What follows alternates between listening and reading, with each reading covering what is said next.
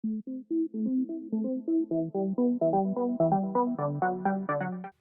everyone, my name is Cam, and welcome to another RAMShard Minecraft plugin tutorial.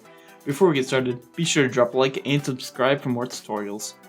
Plugins are a useful tool for your Minecraft server. They allow you to add many different cool features and customizations such as ranks, game modes, and rules. Today we will be going over a plugin called NoFallv2.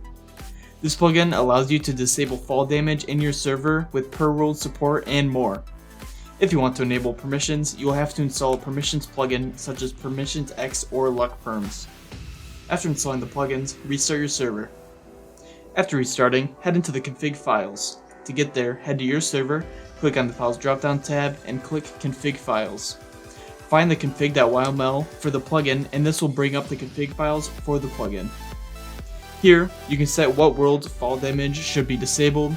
You can activate a message that sends to the player after they have fallen, telling them that they were saved from the plugin, and also can configure whether you want to enable permissions.